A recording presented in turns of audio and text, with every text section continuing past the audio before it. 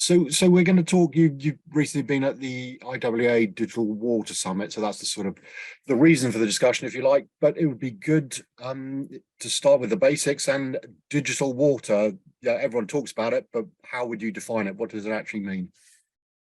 I'm quite famous for saying if you ask 100 different people what digital water is, you'll get 100 different answers. I think the definition of digital water is very poor. At the end of the day, to me, I've got an opinion on digital water, and that's what I'll give you. The water industry collects millions of pieces of data every day on a national, international, global basis. And 99% of that data we don't do anything with. To me, digital water is about getting the value from that data, getting the insights, the operational insights. And when you look at data, you've got to think of it over several different timescales. So if I'm in a water company and I'm in the control room, and if you've ever been in a control room, it's an incredibly busy place. It works immediately. Everything's on the spot. That's where real time, everyone talks about real time as well. That's where real time comes in. What am I seeing perhaps 100 miles away? What's that alarm handler in the control room saying? What has to be done? At the other end of the scale is the sort of asset management piece. What's the data on asset management? So if I look at data at 5-minute periods, it's very different to looking at data over, say, a whole year or 2 years or 5 years, which I'm going to look at for different purposes. So if we really look into that data, digital should be, it's a bunch of tools that helps us understand what's happening within the water and wastewater systems. And that will lead to better decisions being made. Yeah, and just before we do sort of drill down into that a bit more, digital water is one phrase. There's digitalization, digital transformation. Are they all, as far as you're concerned, the same thing? Does it really matter as long as the word digital's there? That's the important bit. They are quite different things. So quite a lot of people talk about digitization, which to me is all about, we saw this in the pandemic. In the pandemic, a lot of people had to work from home. And so they use their computers to access say, a water company systems. That's digitization. That's using digital tools, our computers, to help us do our work. Then there's the digitalization of everything that we've got. So if I access a water company systems, have they got a GIS system? Great. Have I got an asset management system? Brilliant. Have I got a telemetry system? That's the digitalization.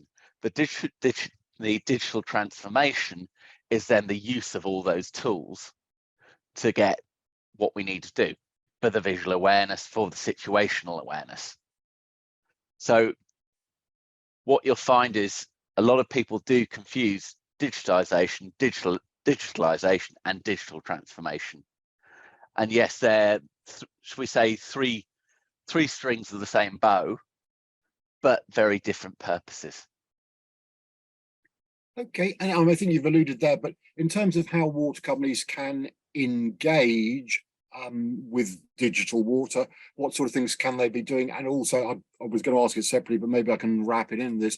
Clearly, a lot of water companies are already doing certain things that you've described, with data, whether it's, real-time monitoring or longer-term sort of trend analysis. So I guess, sort of, what do you think they're doing well? What's already happening, and what more do they need to do to sort of fully engage with digital water, if that makes sense? It's not just about the water companies. There has to be this blend of, I mean, if I go to university, they're going to talk about machine learning and AI. Now, unless it has a purpose, it's absolutely useless.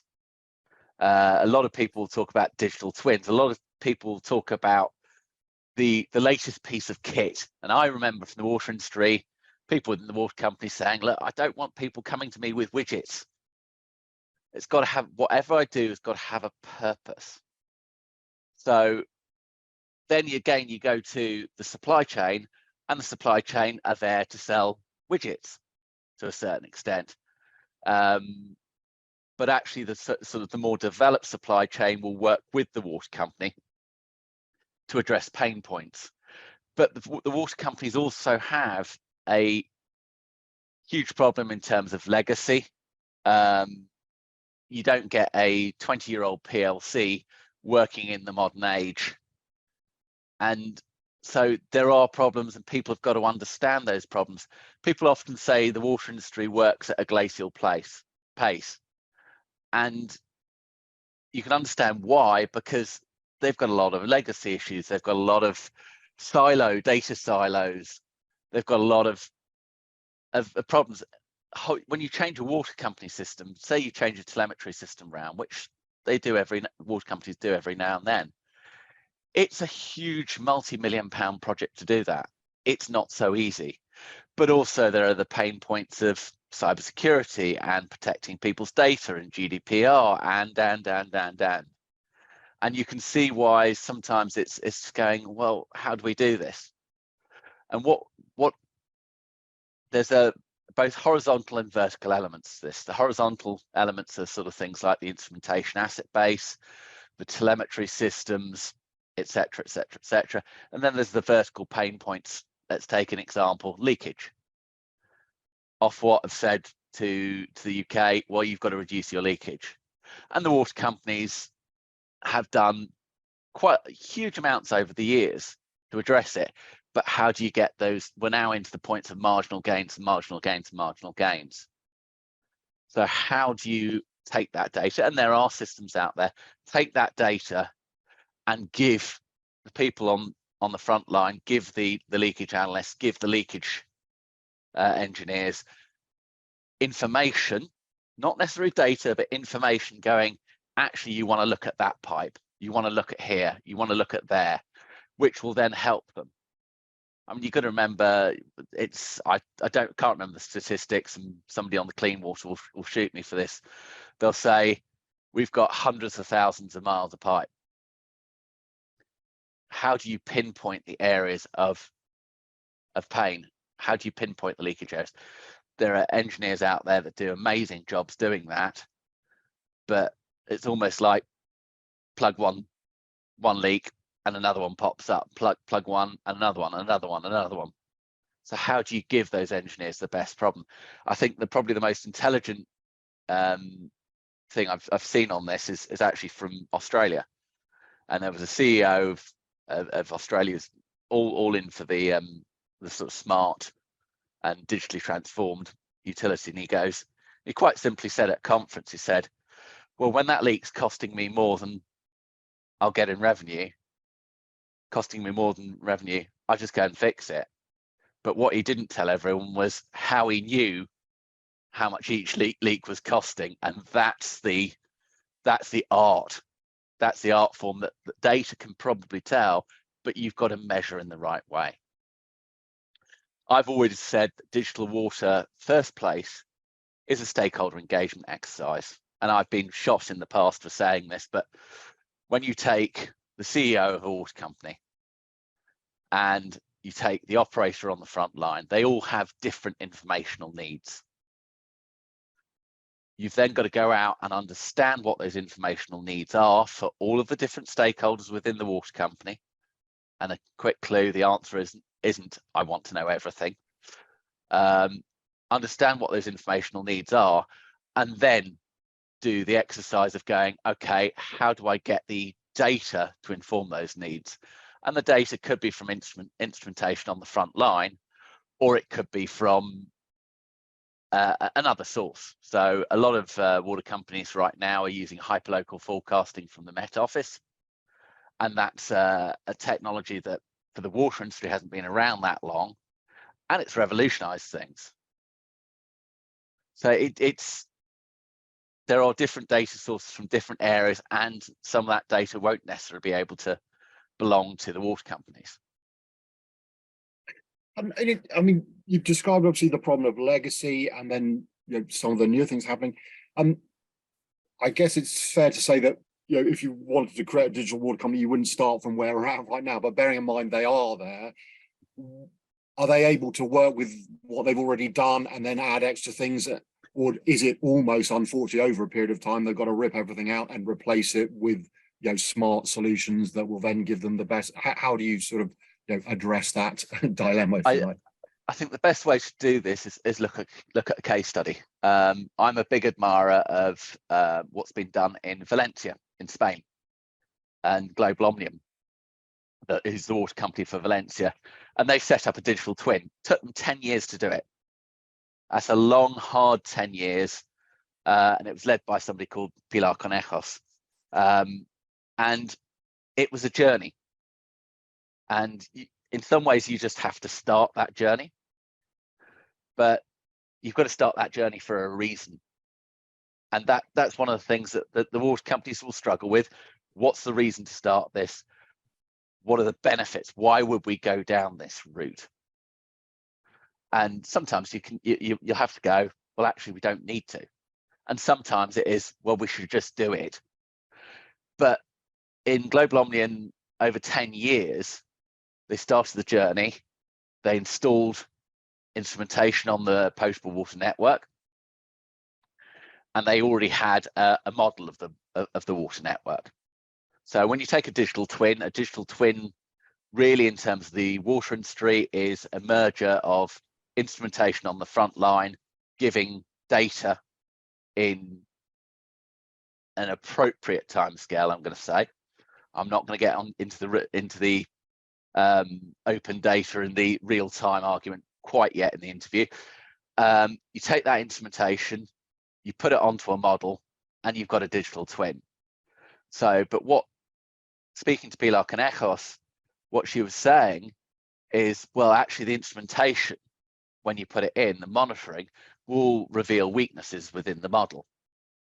So you put the instrumentation in, you get the data back, you expose the weaknesses in the model.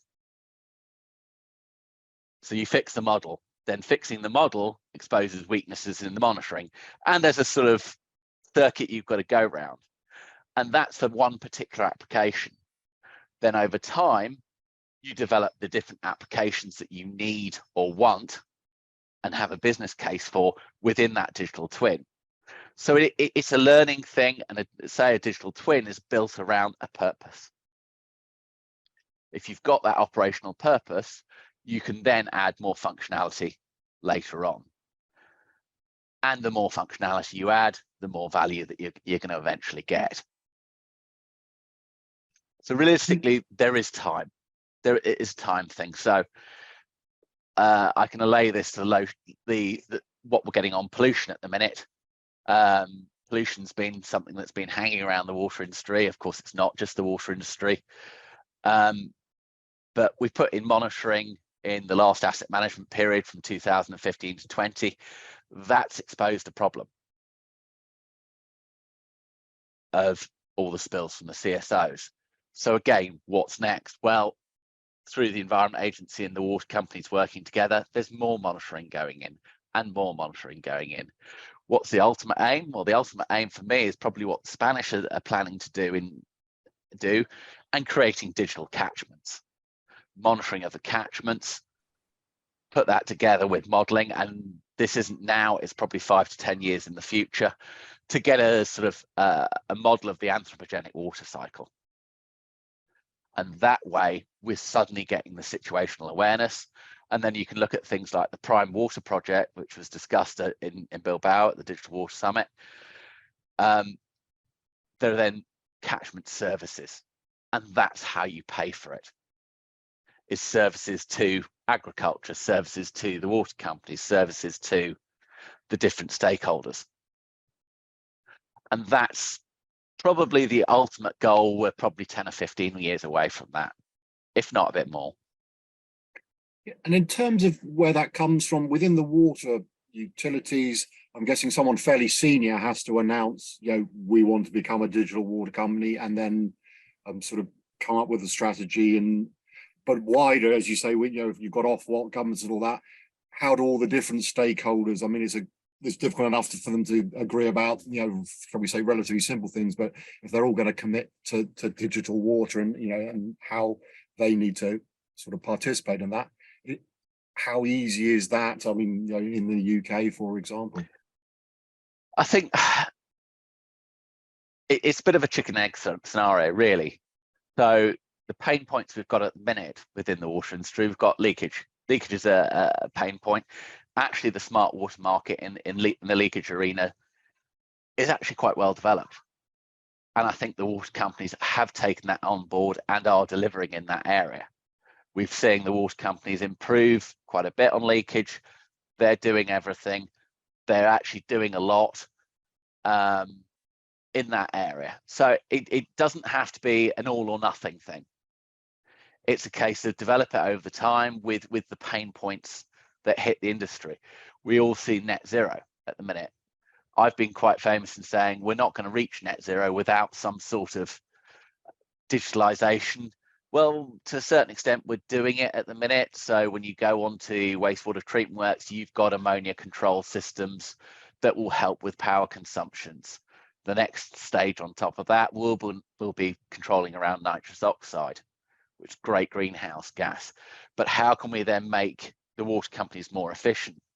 I love what Severn Trent Water have done at Spurnell. They set up what I would call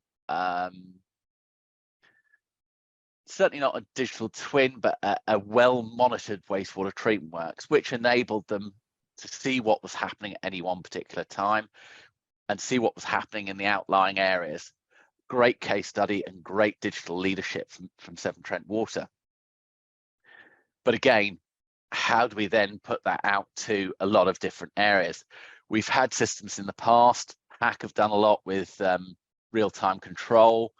There was a great company that used to be in the water space called Perceptive Engineering, did a lot around multivariate process control.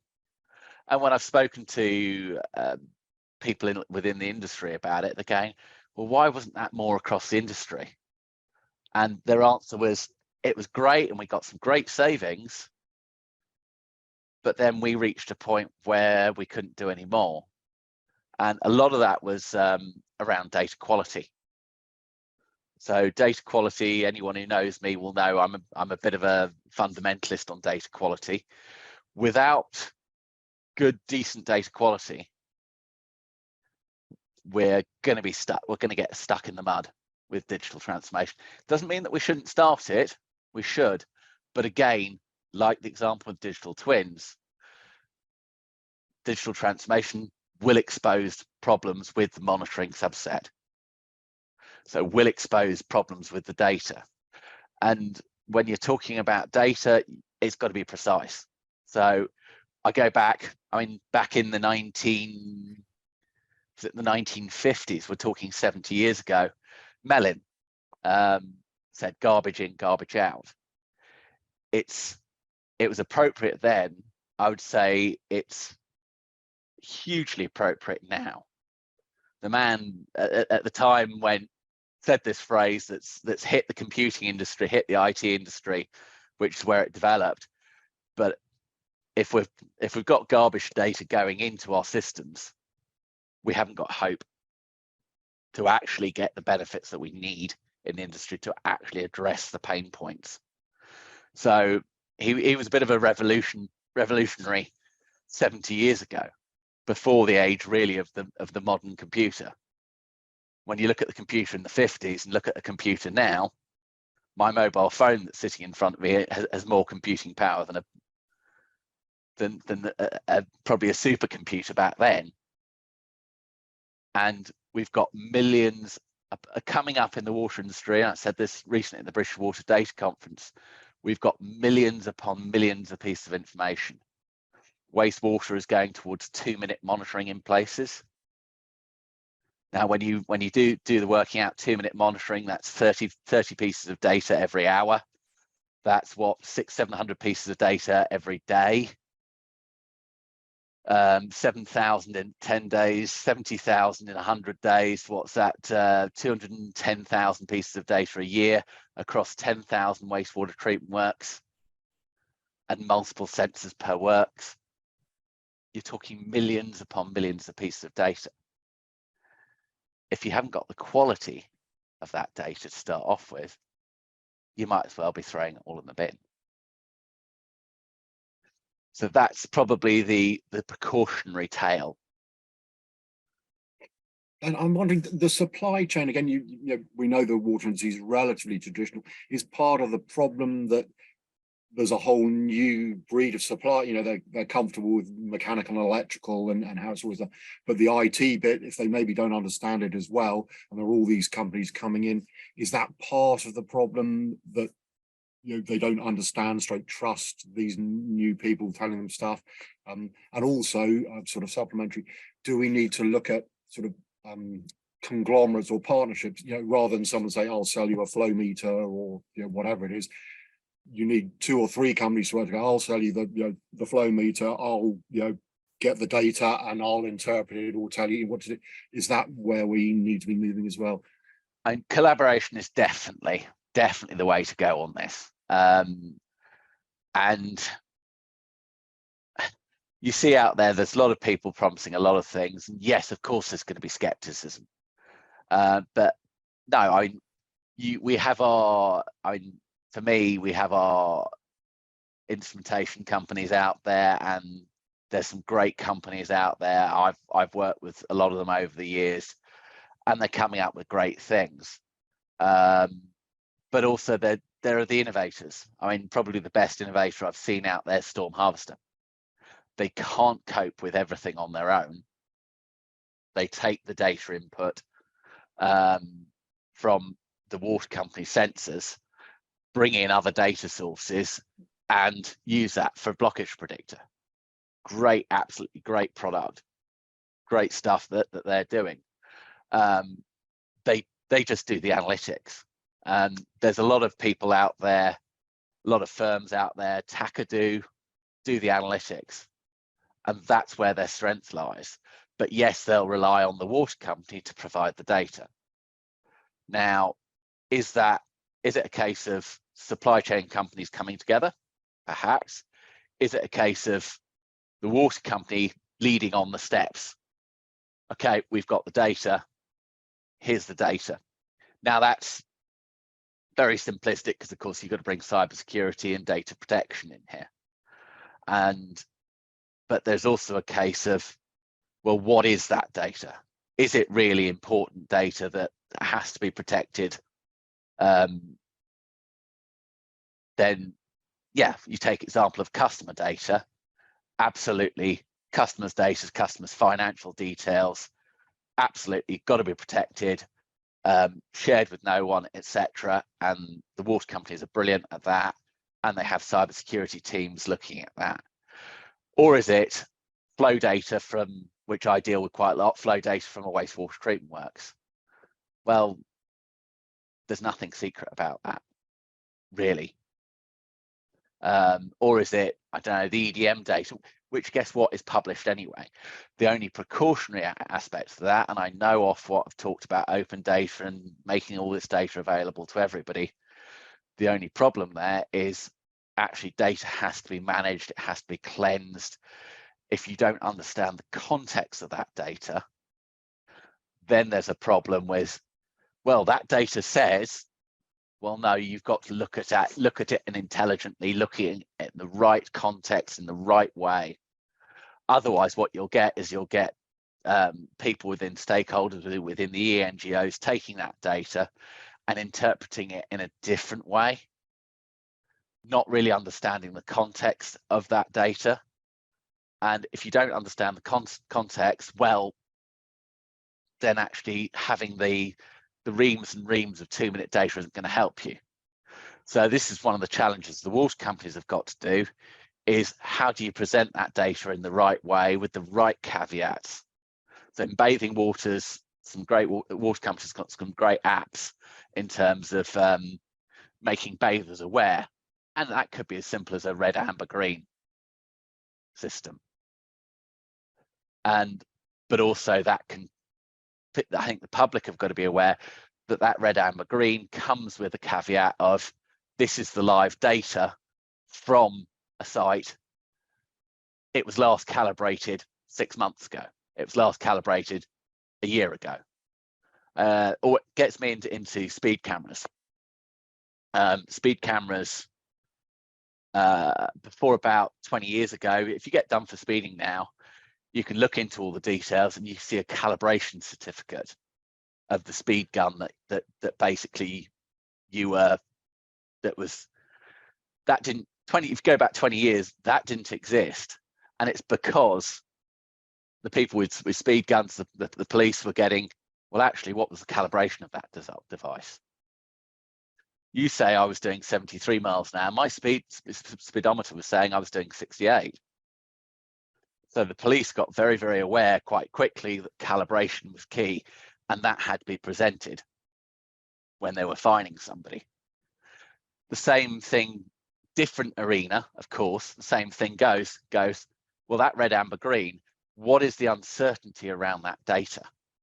If I go back to Valencia, one of the things that they did brilliantly in Valencia when they installed the instruments, they knew the measurement uncertainty of each and every instrument going through that path. They produced that digital twin. They obeyed Mellon and said, garbage in, garbage out. Well, actually, we know the accuracy of that data. We know the uncertainty. We know if that data, and I'm going to be controversial here, if that data is lying to us, because data can lie. And it's through that quality control that we make sure that it doesn't lie to us. And I'm also wondering, I mean, I do some sort of work in the IT space, and they're already predicting that, you know, it's an aging workforce and there's a serious lack of skills, which is potentially only going to get worse. And I'm thinking, you know, and that's in an industry, dare I say, you know, the pure IT industry where they're theoretically getting paid large amounts. It's very so. I mean, is the water industry got a problem with attracting the right skills for, you know, bearing in mind, I say there's a, you know, an overall IT shortage, and is that again a case for using sort of partners who will have that expertise, and so they have to be a bit more comfortable in subcontracting out some of this expertise, or is it reasonable for them to think that they can acquire the necessary sort of in-house skills to at least, you know, oversee a digital water environment? I think it is an incredibly large problem. Everyone knows there's the so-called silver tsunami on the way, and arguably it's happening now. But also a lot of the pressures that are being put on the water industry. I'll give you an example. Section 82 of the Environment Act, which is the upstream and downstream monitoring. Now, it's still being decided by DEFRA exactly what the scope of that's going to be, how many sites it's going to cover, et cetera, et cetera, et cetera. But we're looking at, say, we're looking at a multi-billion-pound program. If I'm looking at the instrumentation field, I'm of the belief that if you took all of the water companies, you took all of the supply chain in the country, you took everyone who could potentially be working on this right now, it's still not deliverable. We need to be encouraging more people, more children and more young adults into engineering as much as we possibly can. There is a problem. There's a problem right here, right now. We can't recruit enough engineers into the water industry right now. And realistically, to understand what we're going to deliver in the next 5, 10, 15, 20 years, we still haven't got enough people. And we're not attracting people fast enough in the industry. Now, I've got 20, 25 years left in my career. So I'm probably in that middle segment, but won't be too long before I'm one of the silver tsunami and the skills are lost. Very small example, MCERTS inspectors. MCERTS inspectors do all the inspections of the wastewater flow meters and the measurement systems. We haven't got enough of them at the minute. Right now, we haven't got enough. I know one of the inspection companies are hoping to increase their teams. I think they've got 5 or 6 or 7 teams to do what we need to do right now, or in the next 5 years, they've got to increase that 5, 6, or 7 teams up to 20 teams. Now, it takes 3 or 4 years to train an MCERTS inspector. So we're suffering that problem right now. and things are being delayed and things we can't spend the money. Well, we haven't got the resource to be able to deliver what we need to deliver fully and properly right now. And in terms of the ultimate prize, I mean, whether it's the Valencia case you've alluded to, or just more generally, what are the, everyone talks about digital water and assumes, and you've given examples of things, but what is the ultimate sort of benefits, whether it's financial, operational, net zero? I mean, how attractive, if someone gets the digital water right, what do they sit back and enjoy as a result? I would say sit back and enjoy, never, because it is an ongoing operational thing. I mean, when we look at digital water, what is it? It is a bunch of digital tools to help us deliver more efficiently. So what's the benefit of net zero? Well, hopefully we're using less energy. Hopefully we're more efficient. What's the benefit of using digital tools in leakage? Well, hopefully we've got enough water resources. Yes, and yes, there is a financial benefit. Of course there is. If we leak less, we're losing less revenue. So, but you could probably, you could keep on going forever. It's all about increasing that efficiency, using digital tools for efficiency. And I'm not talking about AI, I'm not talking about machine learning. Those are one set of tools to be more efficient. If we go back 20 years, 30 years,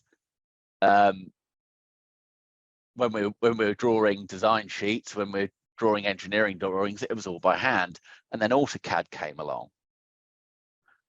And then 3D AutoCAD came along, and then BIM came along. So really it was an incremental development over time. And what's going to be in the next 10 years, I don't know, but it'll be something. When we look at, say, going from hand drawing design sheets to BIM, what are the benefits? Well, actually, we've got a better handle on our asset data. We've got a better handle on X, Y, Z. We don't make as many mistakes because actually we can get an operator to do a visual walkthrough of a virtual plant.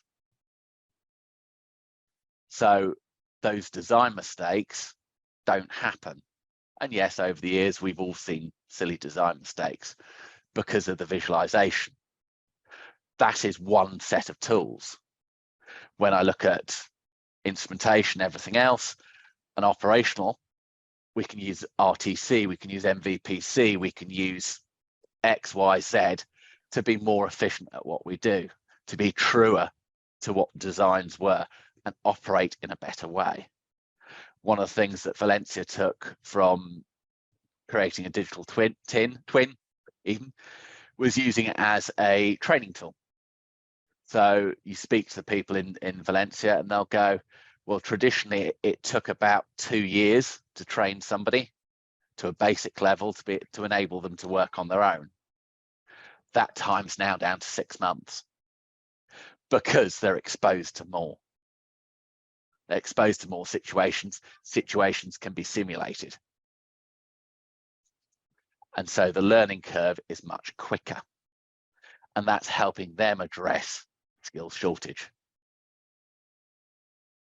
And in terms of what more can be done, clearly, I mean, you referenced British Water. I know they have a data group, the IWA, etc. Do you think there's enough sort of cross industry, whether it's national, global, whatever, initiatives going on, or do you think there's a need for somebody to sort of grab it all together in one huge great? I mean, or is it too disparate, or do you think it's all working well as is?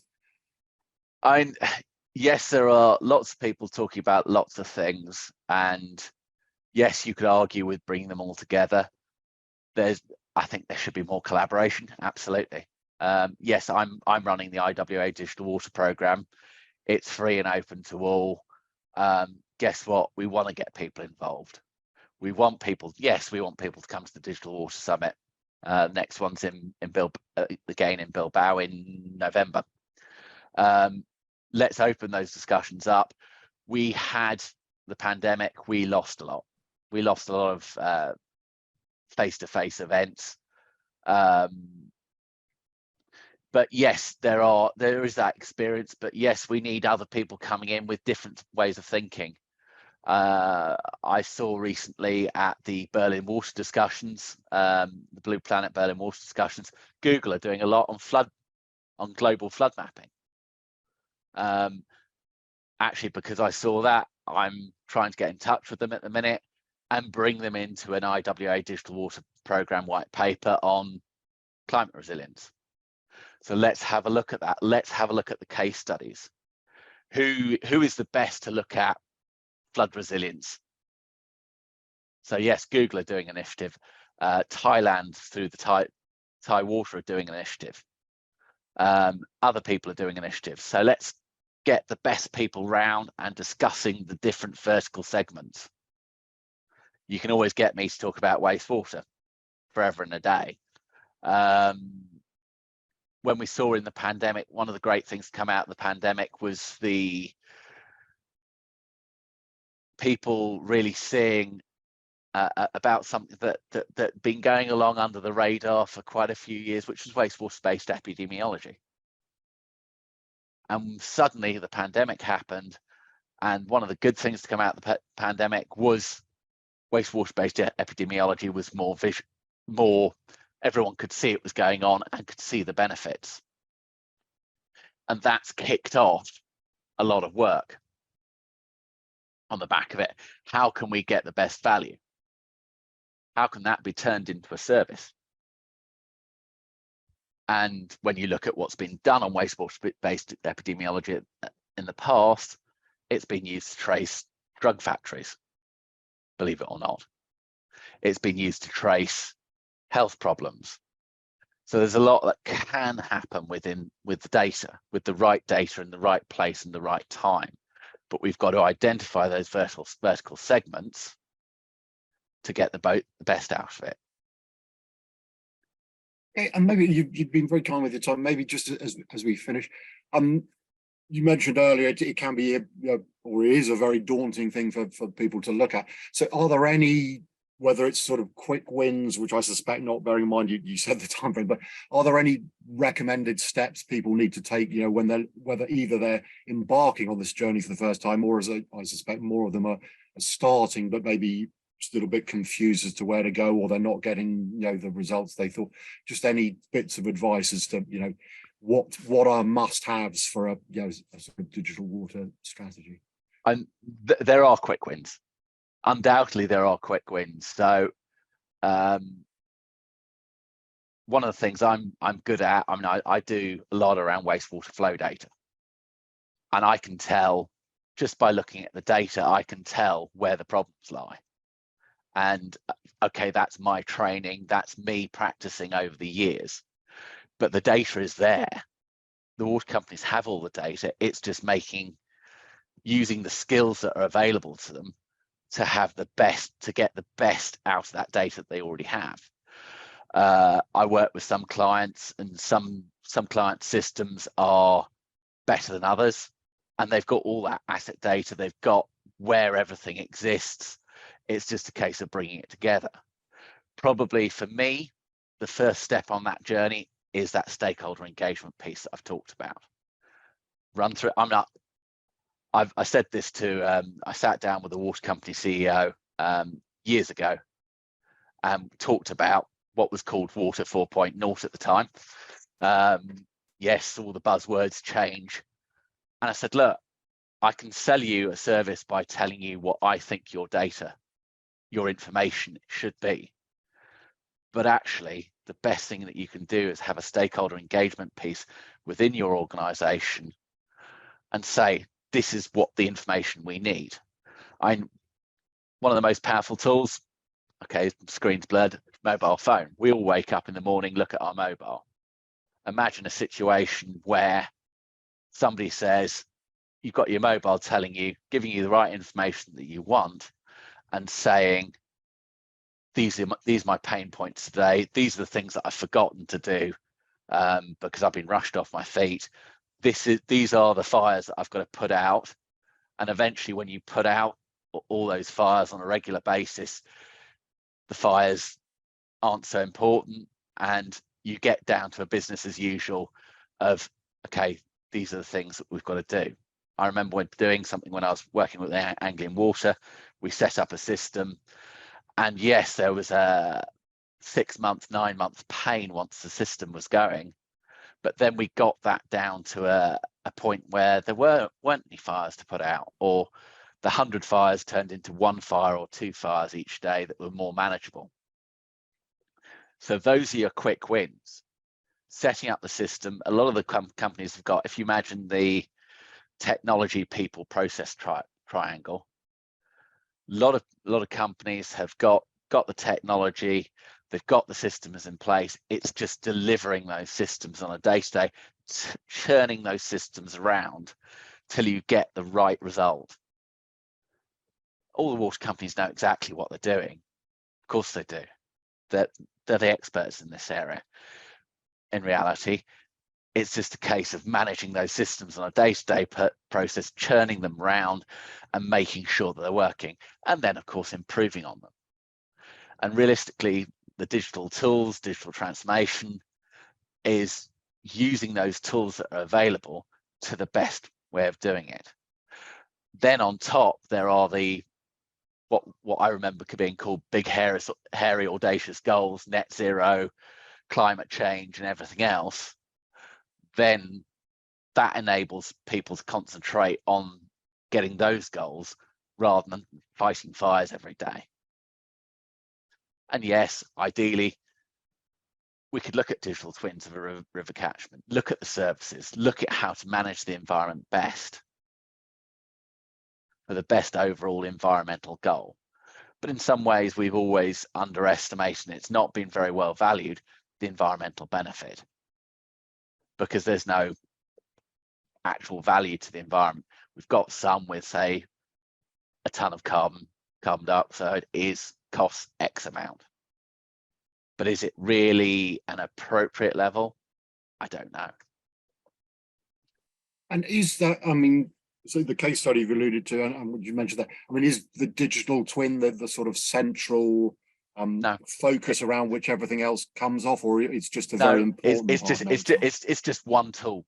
Right. It's just one tool in the box. In there is artificial intelligence, in there is machine learning, in there is using the technical expertise. I'm realistically, to start a digital journey, one flow meter. And water companies have lots of them out there.